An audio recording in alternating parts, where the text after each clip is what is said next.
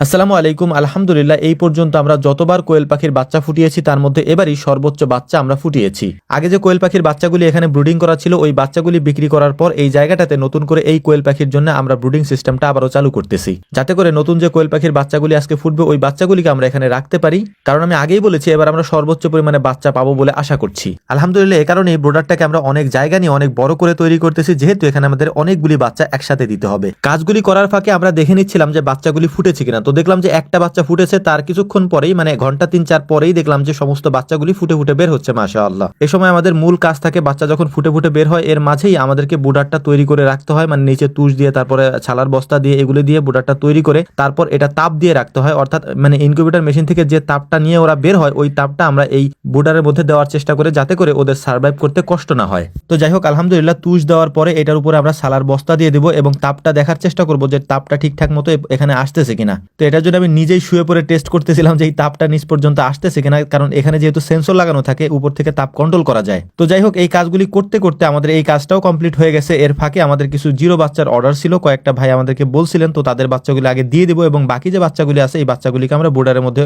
দিয়ে দেবো। তারপর ওদের ওষুধ পানি যেগুলি দেওয়া লাগে সেগুলি আমরা দিয়ে দেবো ইনশাআল্লাহ। আলহামদুলিল্লাহ, আমরা কাজ করতে করতে দেখলাম যে মোটামুটি সব বাচ্চাগুলি ফুটে বের হয়ে গিয়েছে। মানে সব তো বের হয় নাই, কিছু ডিম তো মানে পাওয়া যায় আর কি, আমরা আমাদের ভাষায় বাওয়া বলি, এই ডিমগুলি বাদ যায়। তো এরকম ডিমের পরিমাণ কেন থাকে সেটাও আমি আপনাদেরকে বলি। ডিম যদি পরিপূর্ণভাবে বীজ ডিম না হয় সেক্ষেত্রে এই ডিমগুলি নষ্ট হয়ে যায় আর কি। তো আমাদেরও এরকম প্রতিবারই কিছু না কিছু ডিম নষ্ট হয়। এটার কারণ হচ্ছে যে কোয়েল পাখির যে ডিমগুলি আমরা ইনকিউবেটর মেশিনের ভিতরে দিই তার মধ্যে একেবারে 100% বীজ ডিম দেওয়াটা সম্ভব হয় না। কিছু ডিম 100 ডিমের মধ্যে হয়তো ধরেন 8-10টা ডিম হয়তো বীজ ডিম হয় না, সেই ডিমগুলি পরবর্তীতে ফোটে না। কিন্তু যদি আমরা 1500 বা 2000 মতো বাচ্চা ফুটাইতে যাই, সেখানে 2000 মতো ডিম দেওয়া থাকে, এই ডিমের মধ্যে তখন পার্সেন্টেজটা অনেক বেড়ে যায় আর কি। কারণ প্রতি 100 পিসে যদি 90টা বীজ ডিম হয় তাহলে 1500তে প্রায় আপনার 150-র মতো হচ্ছে যে বীজ ডিম থাকে না, যেটা ফুটে না আর কি। তো যাই হোক, আলহামদুলিল্লাহ, তারপরে ওই ভাইদেরকে বাচ্চাগুলো দেওয়ার পর তাদেরকে আমি সুন্দর করে বুঝিয়ে দিচ্ছিলাম যে কিভাবে ওষুধপত্র দিবে তারা। এই কারণ হচ্ছে তারা যেহেতু নতুন, তাদেরকে বুঝাইয়া দিতে হবে, এটাই স্বাভাবিক আমার জন্য আর কি। তো তাদের সাথে এই কাজগুলি কমপ্লিট করার পর তাদেরকে বিদায় দেওয়ার পর আমাদের এখন কাজ হচ্ছে ওষুধপত্র দিয়ে পানির পাত্রগুলোকে রেডি করা। এবং পানির পাত্রটা মেন হচ্ছে প্রথমে দিতে হয়। পানির পাত্রটা আমরা হচ্ছে একটা মানে কার্টনের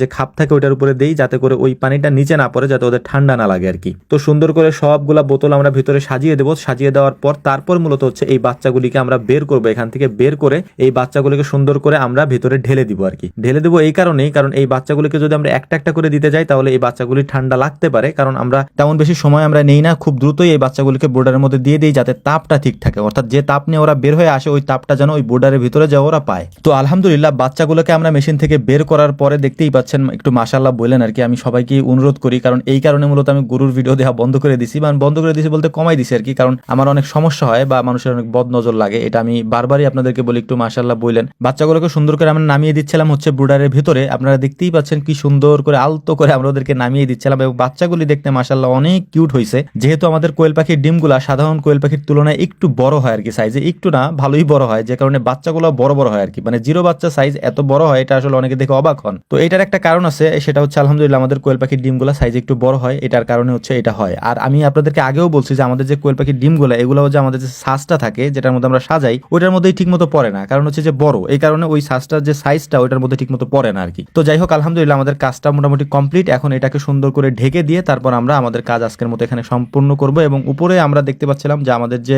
অটো সিস্টেমটা আছে সেটা ঠিক আছে কিনা, দেখলাম যে না, তাপমাত্রা মোটামুটি ঠিক আছে। তো আমাদের জন্য দোয়া করবেন। আসসালামু আলাইকুম রহমতুল্লাহ।